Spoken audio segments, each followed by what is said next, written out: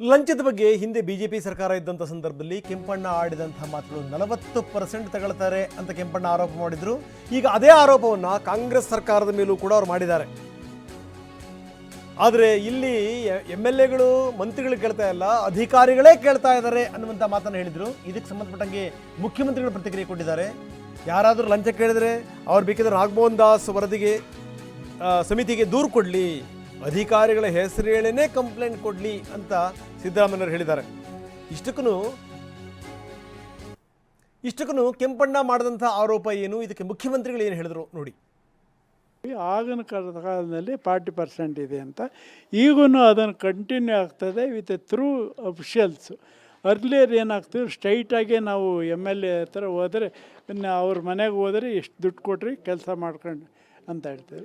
ಈಗ ಯಾವುದೇ MLA ಇದುವರೆಗೂ ಅಥವಾ ಮಿನಿಸ್ಟ್ರಿ ಆಗಲಿ ನಮಗೆ ದುಡ್ಡು ಕೊಡಿ ಅಂತ ಕೇಳಿಲ್ಲ. ಕೊಟ್ಟಿದ್ದರೆ ಅದನ್ನು ಹೇಳ್ತಿದ್ವಿ, ನಮಗೇನು ಭಯ ಇರಲಿಲ್ಲ. ಆದರೆ officials they are collecting the money and ಭಾಳ ಕರಪ್ಷನ್ ಅಂದರೆ ಮ್ಯಾಕ್ಸಿಮಮ್ ಲೆವೆಲ್ ಹೋಗಿದೆ. ಅದರಲ್ಲಿ ಅಫಿಷಿಯಲ್ಸ್ ಇನ್ವಾಲ್ವ್ಮೆಂಟ್ ಇದೆ ಅಂತ. ಆಗಿನ ಕಾಲದಲ್ಲಿ 40% ಇದೆ ಅಂತ, ಈಗೂ ಅದನ್ನು ಕಂಟಿನ್ಯೂ ಆಗ್ತದೆ ವಿತ್ ಥ್ರೂ ಅಫಿಷಿಯಲ್ಸು.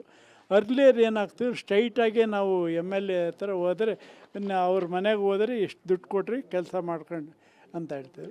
ಈಗ ಯಾವುದೇ MLA ಇದುವರೆಗೂ ಅಥವಾ ಮಿನಿಸ್ಟ್ರಿ ಆಗಲಿ ನಮಗೆ ದುಡ್ಡು ಕೊಡಿ ಅಂತ ಕೇಳಿಲ್ಲ. ಕೊಟ್ಟಿದ್ದರೆ ಅದನ್ನು ಹೇಳ್ತಿದ್ವಿ, ನಮಗೇನು ಭಯ ಇರಲಿಲ್ಲ. ಆದರೆ officials they are collecting the money and ಭಾಳ ಕರಪ್ಷನ್ ಅಂದರೆ ಮ್ಯಾಕ್ಸಿಮಮ್ ಲೆವೆಲ್ ಹೋಗಿದೆ.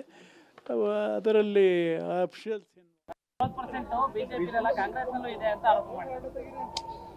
ಆ ಥರ ಇದ್ರೆ ನಾಗಮೋಹನ್ ದಾಸ್ ಒಂದು ಕಮಿಷನ್ ಮಾಡಿದ್ದೀವಿ, ದಾಖಲಾತಿಗಳಿದ್ರು ಕೊಡ್ಲಿ ಅವರು ತಗೊಂಡು. ನಾಗಮೋಹನ್ ದಾಸ್ ಕಮಿಷನ್ ಮಾಡಿದ್ದೀವಿ 40% ಭ್ರಷ್ಟಾಚಾರದ ಬಗ್ಗೆ ಹಿಂದೆ ಹೇಳಿದ್ರಲ್ಲ, ಅದ್ರ ಬಗ್ಗೆ ತನಿಖೆ ಮಾಡೋಕ್ಕೆ Nagamohan Das retired high court judge ಅವ್ರ ಅಧ್ಯಕ್ಷತೆಯಲ್ಲಿ ಸಮಿತಿ ಮಾಡಿದ್ದೀವಿ. ಅವ್ರು ಏನು ಹೇಳಿದ್ರು, ಅಧಿಕಾರಿಗಳು ಕೇಳ್ತಾವ್ರೆ ಈಗ ಅಂತ ಅಲ್ವಾ. ಇದ್ರೆ ಯಾರು ಅಧಿಕಾರಿಗಳು ಕೇಳ್ತಾರೋ ಅವ್ರ ಮೇಲೆ ಕಂಪ್ಲೇಂಟ್ ಕೊಡ್ಲಿ ಅಲ್ವೇನೆಯ. ಕಮಿಷನ್ ಅಪಾಯಿಂಟ್ ಮಾಡಿದೀವಲ್ಲ ಒಂದು ಕೊಡ್ಲಿ ಹೋಗಿ.